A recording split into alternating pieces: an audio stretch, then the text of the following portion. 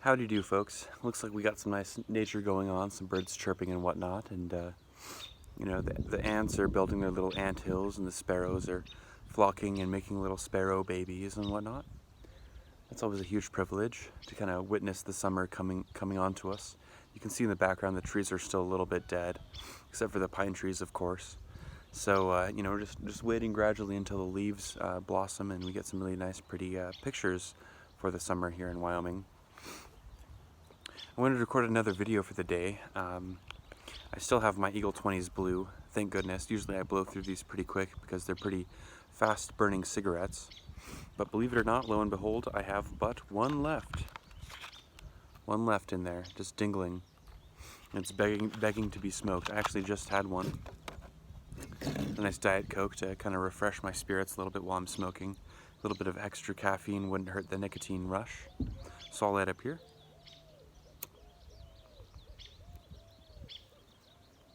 I'll crack this open. Let that sizzle a little bit. And yeah, just the transition from liquid to smoke is really enjoyable. These cigarettes have a really nice body to them, but not so much so as like a classic Marlboro or Camel. I think Camels have really well-packed tobacco in them, which makes them kind of a signature trait. But believe it or not, Camels are actually my least favorite cigarette of all choices. Eagle 20s and Pyramids for me just come about as a bit of a convenience, because I think they're, you know, right around $4.09 for a pack is just a total steal. What a steal, as they say. What a steal, and a really great price there.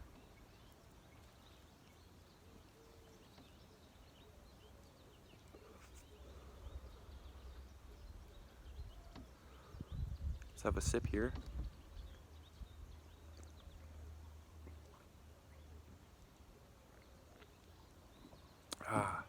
Refreshing as a cool dip in a pool.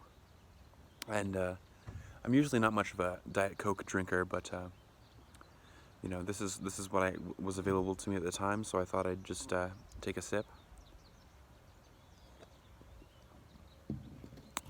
They say aspartame is kind of bad for you, and I believe that to a degree.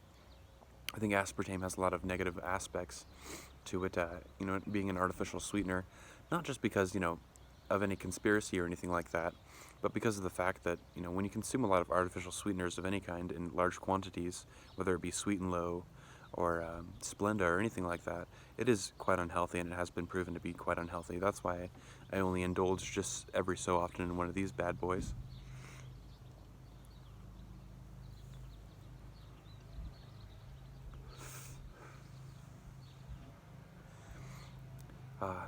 I hope someday that my really deep drags can become a little bit of a signature, because I really do take deep drags, and it's almost a bit of a subconscious thing. I'm not really expecting my lungs to be filled with smoke that much and that rapidly, but nonetheless, it's just something I do subconsciously, and I really want to make sure I get a good solid nicotine hit when I'm smoking.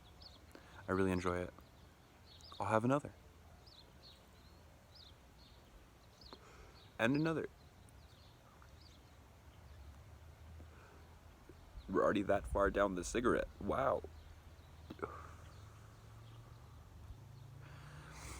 Very classic enzyme. Just a little bit of a gold ring around there, signifying the blue. Pretty classic cigarette altogether. But yeah, there was one fellow who I was just watching. He has a really great channel where he opens MRE packets, which means meal ready to eat. Meal ready to eat packets. And he does an assortment of videos, and his video recently that he posted was about cigarettes from the Korean War in this little tin can that was sealed for soldiers during the Korean War, and 1951, and he ends up smoking the pack, and I think he enjoys it. I have to finish the video still, because watching YouTube videos, I get so excited on it, I want to record myself all of a sudden, of course, but imagine smoking some Chesterfield cigarettes from 1951, you know, over 64 years old. Wow, quite an enjoyment if they're airtight sealed, as they were in that video.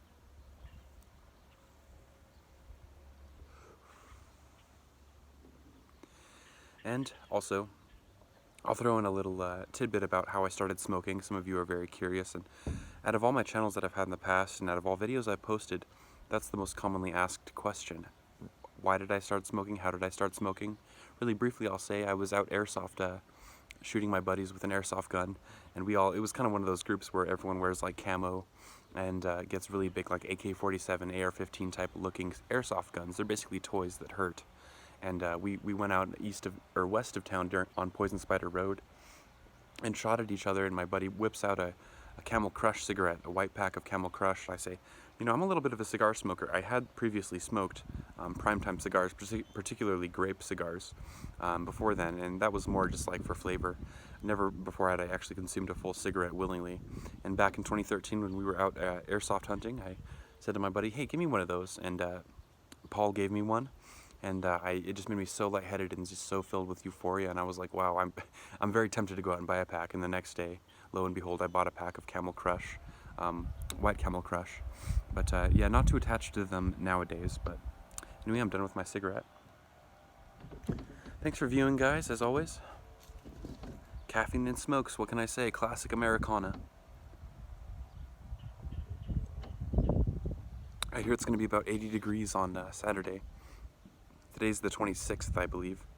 So we're edging towards the end of spring. Anyway, as always, au revoir and adieu.